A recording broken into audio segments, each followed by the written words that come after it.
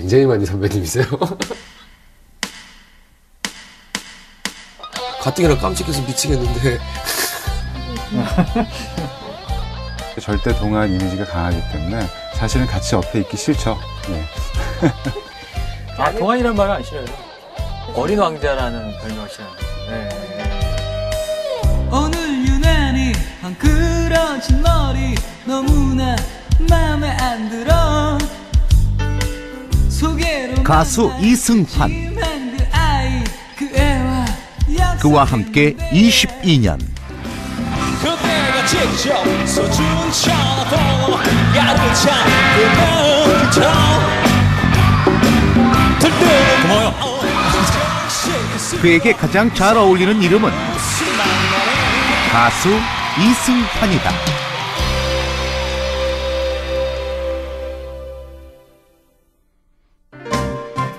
그는 공장장이다. 그의 공장은 꿈을 만드는 공장. 왜냐면 나는 내가 생각해 내가 내놓을 물건이 되게 많다고 생각했기 때문에 내가 내놓을게. 그러니까 바자회만이라도 바자회는 어차피 가수들의 휴식기라 불리는 1월. 연말 콘서트를 끝내고 쉬어도 좋을 이때에 다시 일을 벌이는 이승환. 우리는 감독은 아니니까. 지난 10년을 이어온 콘서트 착하게 살자는 오는 26일 새로운 모습으로 태어날 준비 중이다. 오리털 파카를 입은 어린 왕자.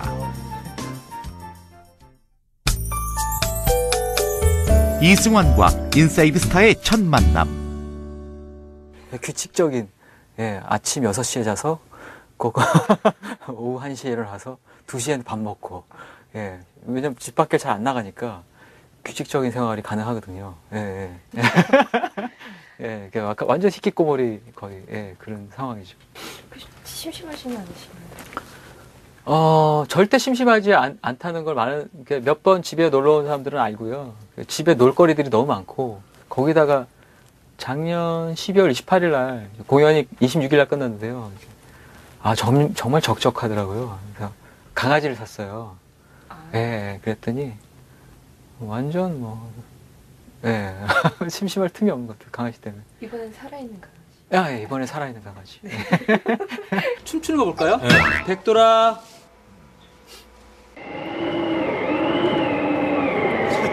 중국산 아닙니까, 중국산?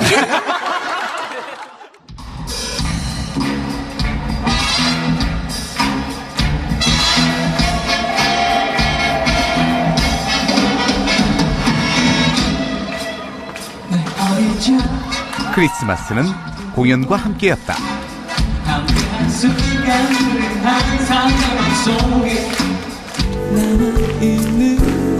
객석과 무대 사이 기분 좋게 흘러내리던 이승환과 그의 노래.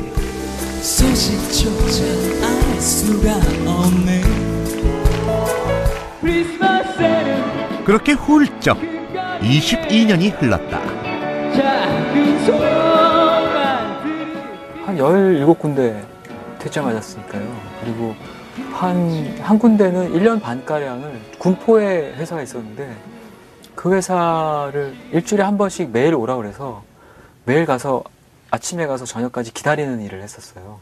아무것도 안 하고 그냥 기다리라고 그러더라고요. 그냥 이건 날 시험에 들게 하는 게 분명해. 참아야 돼. 그러면서 기다렸죠. 오히려 다른 회사에서 오히려 녹음을 하게 됐어요. 오히려 다른 회사에 녹음하게 됐는데 그때 이제 3년 계약이고 3장의 앨범을 내게 되고 계약금이 없고 인세가 없고 1년에 1,000만 원씩 집에서 홍보비를 갖고 온다가 계약 조건이었어요. 그래서 어린 마음에도 앨범을 내고 싶은데 이건 좀 아닌 것 같다 이런 생각이 좀 들어서 부모님께 말씀드렸더니 세상에 그런 계약이 어딨냐. 당장 나와라. 그래서 그때까지 녹음했던 비용이 800만 원 드셨다고 그 회사에서 그래서 저희 아버지께서 그 돈을 주시고 그리고 거기서 500만 원인가를 더 들여서 앨범을 낼 수 있게 됐죠. 그대 그 미소 그대 그 마음. 이승환이란 이름보다 먼저 알려진 첫 앨범. 그리고 그의 노래, 그의 목소리. 그러나 그의 얼굴을 만날 기회는 그리 많지 않았다.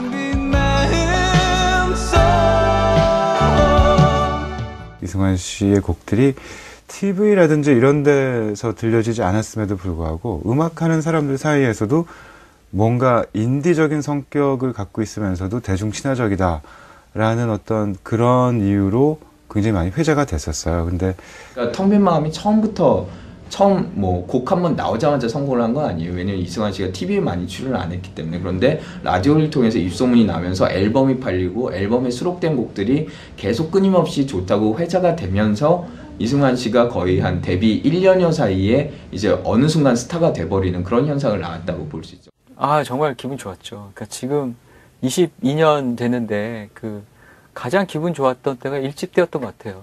그때는 일단 그 음악하면서 뭐 어떤 금전적인 욕심도 전혀 없었고 무엇이 되겠다라는 목표도 전혀 없었고 그렇기 때문에 전혀 기대치 않았던 그런 결과에 훨씬 큰 이렇게 막 희열을 느꼈던 때고 종로에 가서 한 달 반 정도의 그런 소극장 공연을 또 했는데요.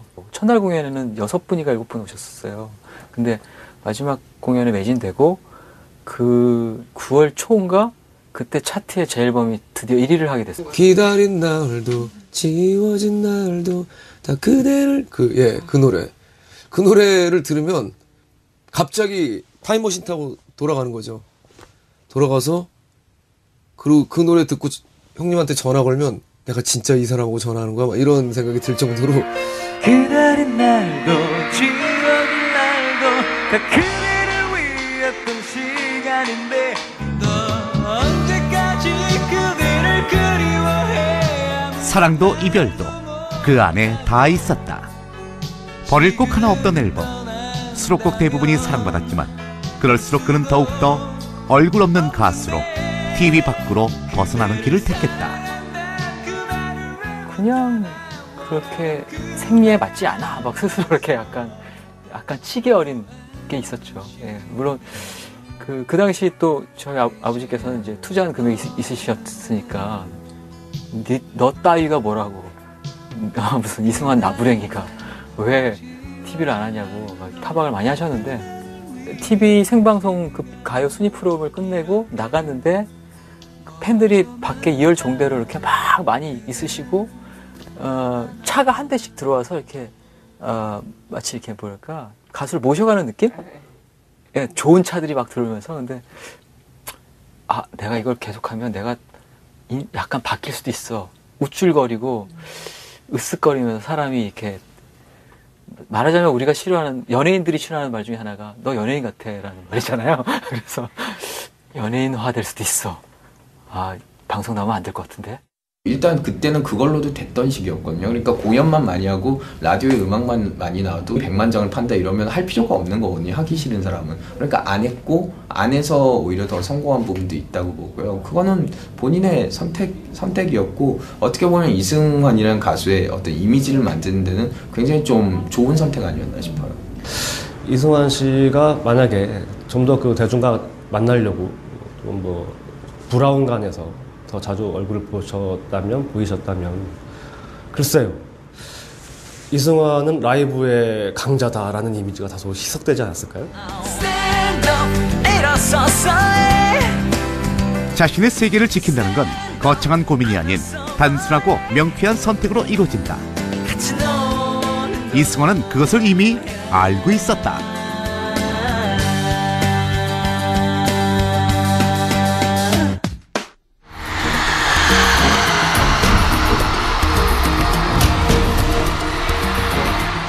TV 밖에는 더 넓은 세상과 탁 트인 공기가 있음을, 그 공기가 얼마나 짜릿한가를 알았던 이승환. 무대 위에서 그는 자신의 세계를 지켰고 세상과 나눴다. 내가 누구? 우리가 누구? 똑똑하지 않고 싶고 독종같이 거짓말 세지 지켜보느라 불편해지 TV에 눈치나지 않지 콘서트 때 편견에 걸지 그래도 내가 난 너희가 보고 싶어. 공연에 목숨을 건다는 그 말이 정말 잘 어울리시는 것 같아요. 거의 야생마죠. 사실 뭐 김장훈 씨나 싸이 씨나 이런 분들이 하는 그런 퍼포먼스의 원조격이 이승환 씨예요, 사실은.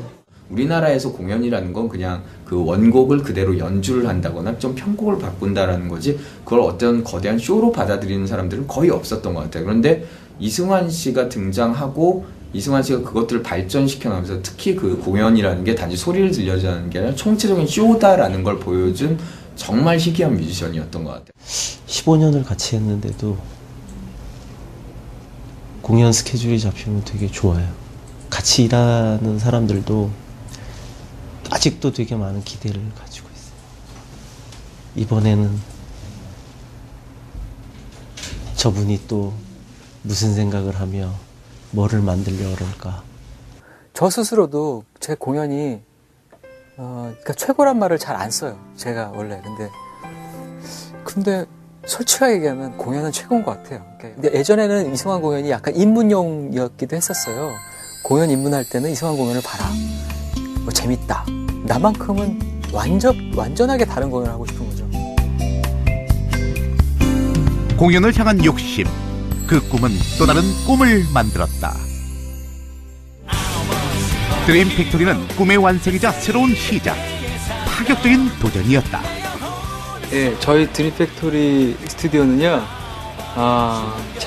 제가 하는 거라서 그런 게 아니라 정말 한국 최고의 기자재를 보유하고 있는 스튜디오입니다. 정말 좋은 장비들을 많이 들여왔기 때문에 많은 음악인들의 애용 바랍니다. 감사합니다.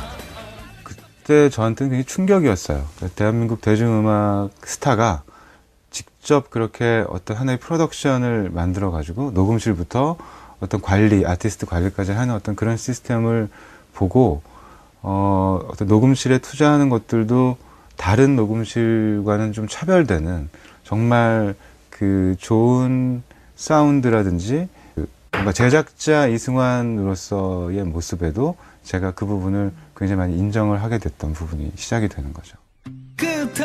사실 녹음실로 대성공을 거두진 못했다. 하지만 그 꿈 공장 안에서 가수 이승환과 그의 앨범은 끊임없이 변화했고 무엇보다 진화했다. 그리고 불후의 명곡들로 태어났다.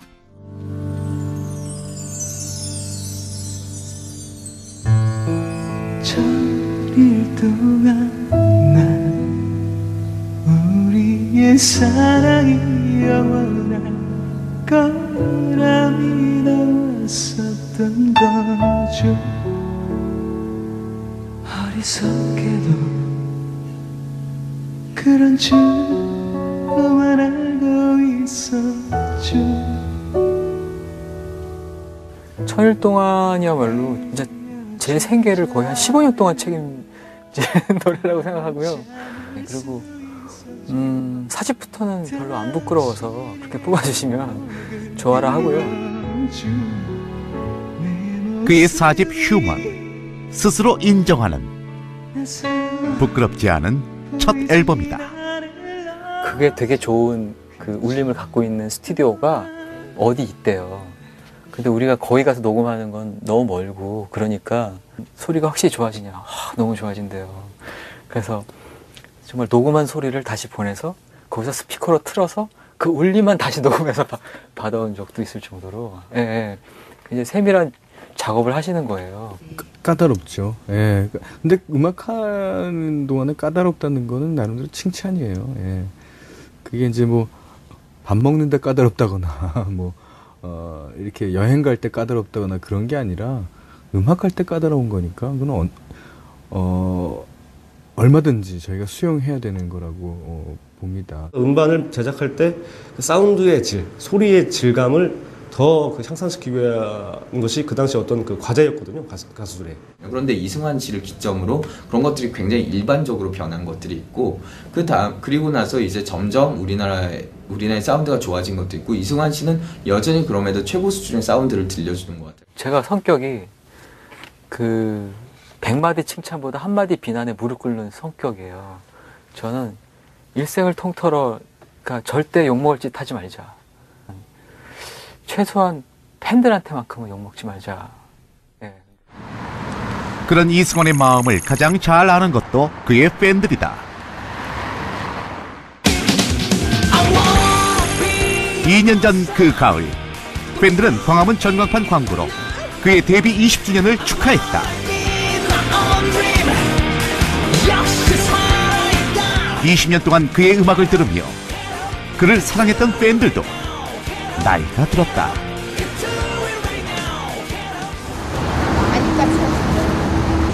좀 있으면 나올 것 같아요. 두세 개.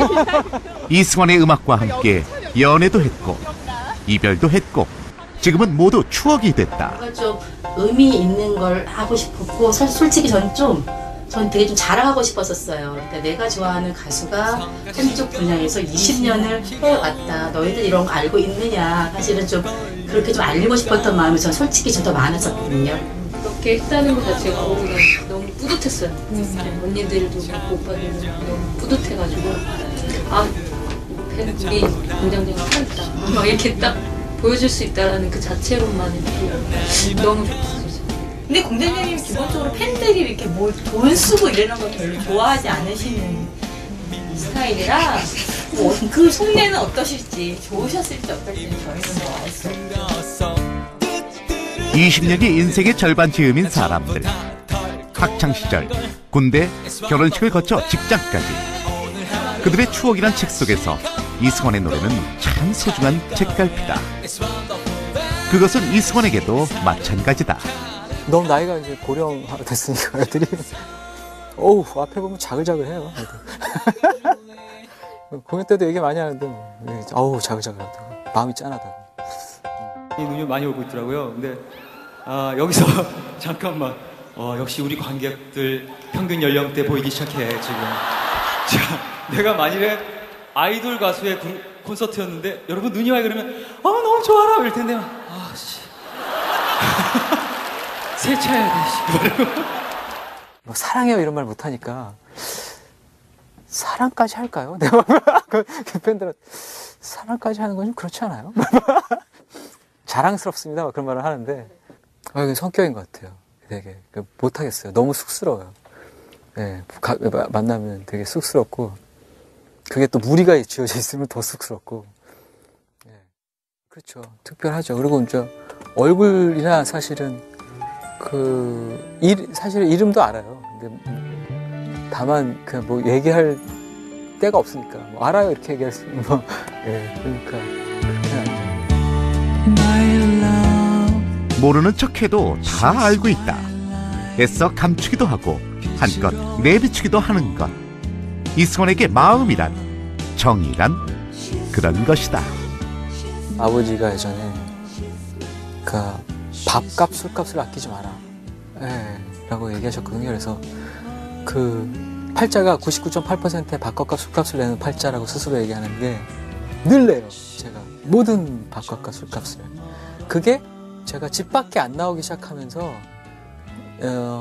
이게 선물로 바뀐 것 같아요. 항상 그러니까 그냥 넘어가지 않으세요. 제가 게스트 해드린 적이 있었는데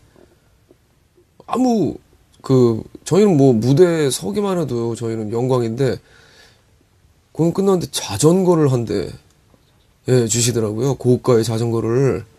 그래서 멤버들하고 밖에 하나씩 뛰어 가져야 되나 뭐 이러면서 고민을 했던 재밌는 일이 있었는데 너무 항상 그리고 잘 챙기시고 항상 뭐 너무 예의 바르시고 후배들한테도 조차 너무 공손하게 하는 선배님이죠.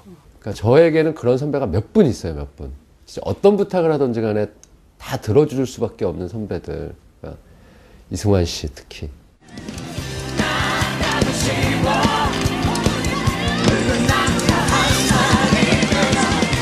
팬들에게도 후배들에게도 이승환이 주는 가장 큰 선물은 노래, 음악, 공연이다. 기타의 진우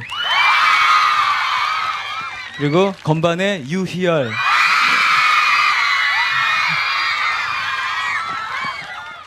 관객들과의 호흡과 음악 만드는 법도 배웠고 이승환 씨한테 또 라이브라는 게 이런 거구나. 연주도 많이 배웠던 것 같고 편곡하는 법도 많이 배웠던 것 같고 그러니까 그게 저한테는 25부터 한 7대까지의 기억인데 그러니까 제일 좋았죠, 그때. 작년 5월 발표한 10집. 3년 6개월 만에 새 앨범을 내놓으며 그는 마지막을 이야기했다. 마지막으로 생각했기 때문에 예, 이제 앨범을 낼 수 있을까? 그 음악하면서 느끼는 보람이 내 얘기를 남들이 들어주는 건데 그리고 스스로는 내가 삶을 내 음악에 녹여낸다고 생각하는데 그걸 그냥 싱글 하나 띵 내서 그것도 잘 되기 위해서 좀 더 자극적으로 만들 것이고 뭐 앞으로 그렇게 할 수도 있겠지만 앨범을 내는 거 하여튼 마지막으로 생각했으니까 이제 내가 할 수 있는 뭔가 최선을 다해보자는. 다시 모든 걸 쏟아부은 앨범. 자고 나면 잊혀 이승환 음악이 또 한 번 진화했는데 그는 마지막을 말한다. 아직도 이게 마지막 앨범이 아니었으면 좋겠죠. 근데 거의 마지막이 되지 않을까 싶어요. 왜냐면 이제 저희가 이제 음반 판매량이 그걸 이제 얘기해 주는데 정말 의미 없는 앨범 판매량이 나오기 때문에 차라리 다른 데다 자선 내가 기부를 하지.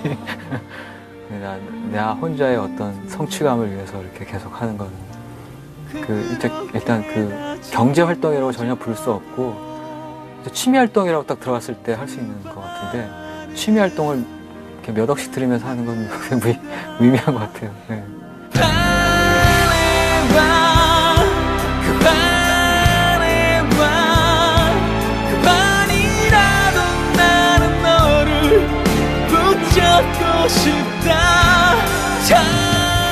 마지막을 말할 수밖에 없는 것도 자신의 선택이었다.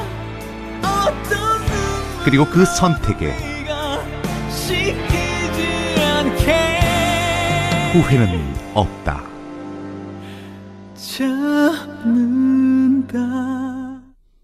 음반 시장이 굉장히 좋았고 그랬었을 때는 근데 그때도 좀 무리했었어요. 이승환 씨가 90년대 중반 때도 다른 분들이 만약에 10,000원을 드린다면 이승환 씨는 10만 원이 뭐야 100만 원 가까이 들이시던 분이셨으니까. 근데 지금도 그래요. 그래서 아무리 그게 좋긴 하지만 조금 효율적인 방식으로 조금 약간은 이제는 조금 타협했으면, 아시다시피 이승환 씨 인생사전에 타협이라는 게 없으니까 자기 길을 계속 걸어가는 사람이니까 그래서 또 이승환인가 싶기도 하고, 결과물을 들어보면 같이 주변 동료나 음악을 하는 사람들이나 조금은 전문가들은 알아요. 이랬구나. 이걸 위해서 이 정도를 했구나. 근데 그렇게 말씀드리고 싶어요. 독 찢는 늙은이라는 소설이 있잖아요. 딱 그런 심정 아닐까 싶거든요. 누군가는 그것에 대해서 무리다, 장사가 안 된다라고도 할 수 있는데, 그 독 찢는 늙은이처럼 그렇게 만들어 왔고, 그게 당연히 기본적인 거고, 그걸 하지 않으면은 어떻게 보면 좀 심하게 얘기하면은 음악이 아닌 거예요. 이승환 씨는 더 깊은 음악의 세계로 들어간 건데, 깊을수록 오히려 넓지만 얕은 대중들은 그걸 이렇게 이해하기는 어렵거든요. 20년이 넘게 오래 활동한 음악인들이 롱런하는 데는 한 두 가지 정도 길이 있습니다. 하나는 이미지를 계속 갱신하면서, 그러니까 젊은 작곡가들과도 계속 교류를 하면서 음반을 내는 경우. 또 하나는 자기의 원래 팬층과 같이 나이 들어가는 거거든요. 그래서 세대성을 갖게 되는 거. 근데 이승환 씨는 이 두 가지 길이 아니죠. 제가 늘 하는 멘트 중에 하나는, 제가 97년부터 내리막길을 걷기 시작했죠. 뭐 이렇게 얘기하면 되게 이렇게 의아하시고 당혹스러워 하시는데, 만약에 음반이 잘 안 되면, 안 된다고 솔직하게 얘기를 많이 하는 편이에요. 그래서 음반이 잘 안 되니까 내 다음 음반이 나올 수 있을까라고 얘기하는 그런 스타일인데, 유일하게 그런 말도 하는 한 사람이 있어야 된다고 했어요. 22년 후회 없는 음악인이었지만 많은 사람들은 그의 뒷모습을 보고 싶지 않다. 어쩌면 이승환 씨도 마음속으로는 다 보여줬다고 생각할지 모르지만, 제가 프로듀서 입장에서 볼 때는 전혀 다른 모습이지만 그 가수 이승환의 다른 정말 멋진 매력들을 보여줄 수 있는 부분이 많이 남았다고 생각을 하거든요. 자기가 정말 하고 싶은 음악을 다양하게 하는 거. 솔직히 자기 뮤지션이 스스로가 행복한 음악을 해야 듣는 사람들은 꼭 그럴 것 같아요. 앞으로 이제 10년 뒤, 20년 뒤에도 이승환 씨는 계속 음악 하실 거라고 저는 믿고 있어요. 최고를 지향하는 뮤지션이고, 그러니만큼 진짜 계속해서 우리나라의 최고가 돼주기를 바람하지 않습니다. 김현철이에요. 그리고 그와의 인터뷰가 끝날 무렵 걸려온 한 통의 전화. 야, 촬영 중이다. 그러면, 야, 왜 아니?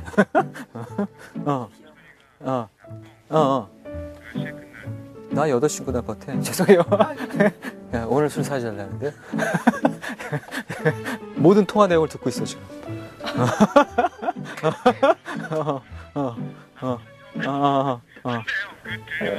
그러니까 내가 전화할게, 7시에. 네, 사기인데요. 오늘 사달라는데요. 어제 너무 선뜻해서 이렇게 잘해주시더라고요. 죄송합니다. 그는 웃으며 떠났고 그 밤 그들은 어디선가 진한 음악 이야기를 나눴다고 한다. 인생은 나그네 길 어디서 왔다가 어디로 가는가. 세월은 흐르고 사람도 변한다. 사랑은 그렇게 이루어진 듯해도 이제와 남는 날 기다리. 그러나 노래는 남아 흐른다. 우리 곁에 그의 노래가 있다. 어린 왕자, 꿈꾸는 공장장, 라이브의 황제, 언제나 최고에 도전하는 현재 진행형 모험가. 이 모든 이름은 하나로 이어진다. 그래서 우리는 그를 가수 이승환이라 부른다.